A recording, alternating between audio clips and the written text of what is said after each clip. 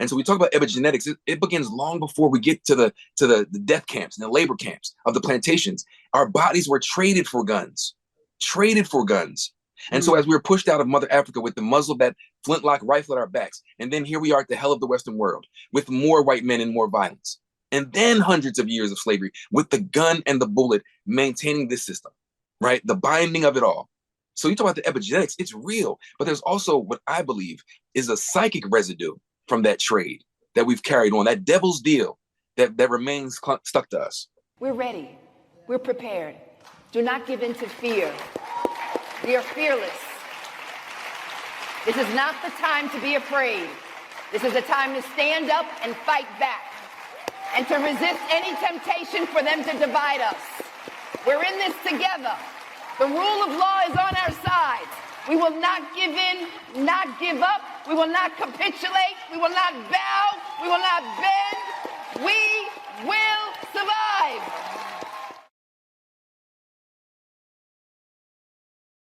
Yeah, welcome back. Hottest show in the galaxy. We are here on SiriusXM Urban View, where talk empowers and becomes action.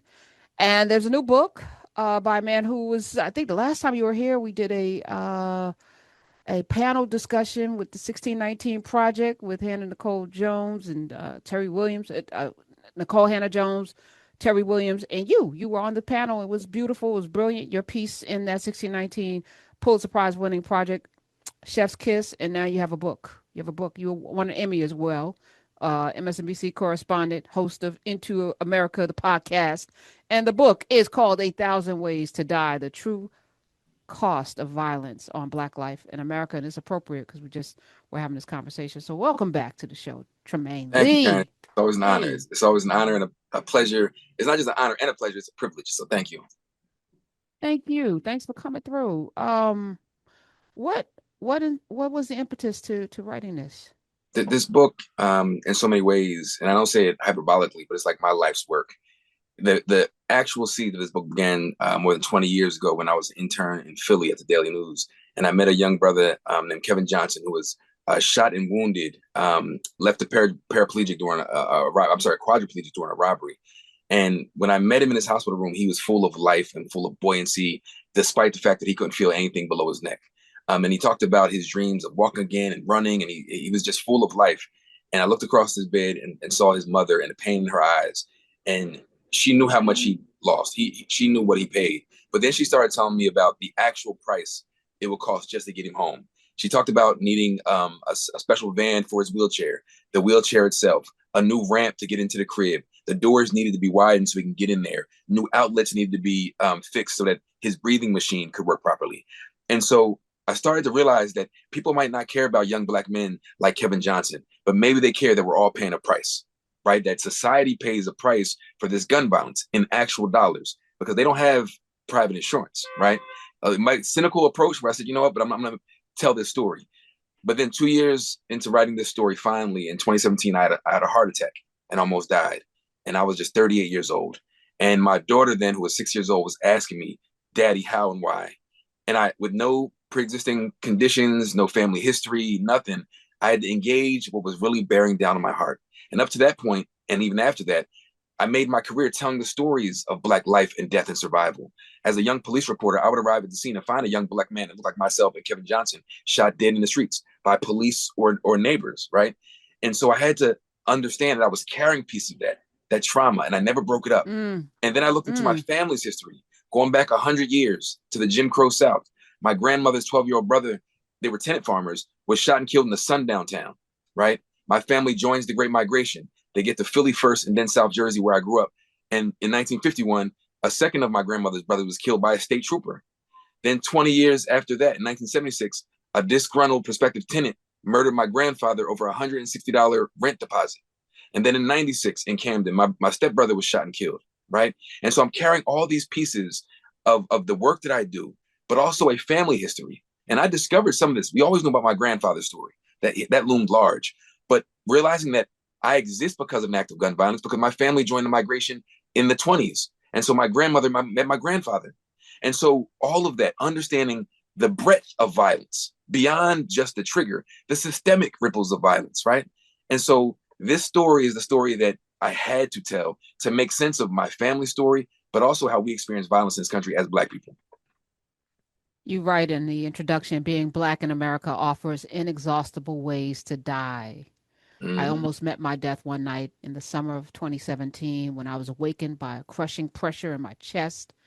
It felt like someone had jammed a beach ball inside of me, pumped it to the verge of exploding, and then pumped it some more. I was nauseated, dizzy, and washed in cold sweat. I looked up and found my wife standing in the doorway of our bedroom, her eyes filled with fear and wider than I'd ever seen them. This startled me because she was the kind of smallish almond eyes this startled me because she has the kind of smallish almond eyes that narrow to quarter slots when she laughs. She's most beautiful when she's like that, so filled with joy that her eyes nearly get lost in her face. Yet what I saw staring back at me were doughy white orbs wet with worry. Mhm. And you think about that, you talk about your 5-year-old daughter, and when we're on our what we call deathbed, I don't know what that feels like, thank God. Mhm. But for you, 38, you're not supposed to be having a heart attack. No, Were you processing that this was what was happening, or you just was like, I need to go to the hospital, something's wrong? What were you processing in that moment, I watching your couldn't. wife? Yeah, I couldn't process in that moment, but I did feel like, am I dying? Because everything in my body was doing something different. Mm, I was wet, I was nauseated, I was spinning, and I had this pain in my chest. Everything all at once, and I fell to my knees off the bed to my knees. But I still didn't fully process that I was like, am I dying? But then it passed. It took about 10 minutes for it to pass, and by the time the medical emergency folks got here, they checked me and said, you know, your vitals look okay. Do you want to go to the hospital? And in that moment, I did what so many of us do. My daughter had camp the next day. My wife had a work trip. And I said, you know what? I'll go tomorrow. All night long. Not realizing I had a heart attack, though, because heart attack didn't process. I had all that other stuff going on.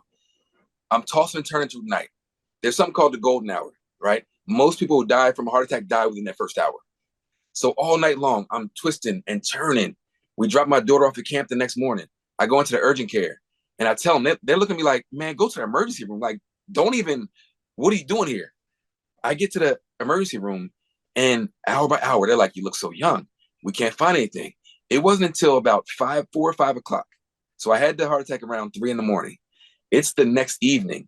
They finally did a blood test and they found what they call troponin in my system. Troponin is a protein release when you have heart damage. And they said, you might have had a heart attack. And then still, though, they said, all right, tomorrow morning, we're going to get you in the cath lab. The next morning, my cardiologist was my cardiologist now, who he said, no, you know what? Let's do it right now. So he goes in, gets me in the cath lab. He's threading the thing into my wrist, and there's a big monitor over my shoulder with my heart and all the arteries and veins. It's wild. You can see everything. He does it. He's talking to me. He pulls it out. He says, yeah, where's your wife? I say, she's out there. She's like, you are a very lucky man. He's like, you had a blood clot. I put 2 stents in there to clear it. He was like, if you didn't get here when you did, it might have been it for you. And in that moment, I had the widest smile on my face because I was like, your boy almost didn't make it, but I survived. It wasn't until the next day. My mother, my brother, my sister, my wife were all in the hospital room. And I made a joke to my wife. I said, baby, you almost became a thousandaire, right? And then I broke down because I was like, my wife was about to have to take death benefits. And I started sobbing like a baby in my mother's arms, like a baby, because I was like, I cannot believe that I actually almost died. And so that changed everything for me personally, professionally. So I was writing this book about the cost, but then I really had to speak to the violence. A blood clot and a bullet are different things, but there's an impulse that they come from. The way we experience life, especially as Black people, when we have higher rates of high stress, the high blood pressure, all the things that go into giving us, that kills us. That's where you get to name 1,000 ways to die. It is the gun violence, but it's exposure to the gun violence. It's telling the stories of the gun violence. It's the guns from the white folks. It's the guns from Black people. It's the carceral system, right? It's all these things that bear down on us. And so that's like, that's the awakening in my death walking up on me. This is Wellness Wednesday, and we've been doing Wellness Wednesday on the Karen Hunter Show for the last 10, going into 11 years, because I recognize that that's important, that we focus on our health, that it has to be intentional. And even now, after the election, doubling down on joy and community, being around people that make you happy, watching our words, how we talk about ourselves and each other. It's all got to be intentional because you're right. It lives in our bodies. You say a thing, your body doesn't know the difference. Your body is responding Right. to, even when you're fake outrage. When you're fake outrage, your body responds to the fake outrage as if it were real. So we have to be really, really careful. And the epigenetics of what you're talking about, we can't even control. We don't even know what our ancestors passed along to us, and the torment and the trauma that we live with. So we have to be doubly conscious of Aaron, meditating. Go I ahead. want to jump in right on that point. I'm sorry to just jump in, but when you talk about No, the no, no. epigenetics, and I engage with this in the book, and this could be a whole book itself, that people don't understand the guns for slave cycle, right? The guns for slave cycle. At a certain point, guns were the highest traded commodity for enslaved Africans. And it wasn't as if we were there as this surplus body of people just waiting to be exploited for labor. European powers, as gun technology was rising, was plying African powers with guns to create more war, to create more instability. And so we talk about epigenetics. It begins long before we get to the death camps and the labor camps of the plantations. Our bodies were traded for guns, traded for guns. And so as we were pushed out of Mother Africa with the muzzle of that flintlock rifle at our backs, and then here we are at the hell of the Western world with more white men and more violence. And then hundreds of years of slavery with the gun and the bullet maintaining this system, right? The binding of it all. So you talk about the epigenetics, it's real, but there's also what I believe is a psychic residue from that trade that we've carried on, that devil's deal that remains stuck to us. We're ready. We're prepared. Do not give in to fear. We are fearless. This is not the time to be afraid. This is a time to stand up and fight back and to resist any temptation for them to divide us. We're in this together. The rule of law is on our side. We will not give in, not give up. We will not capitulate. We will not bow. We will not bend. We will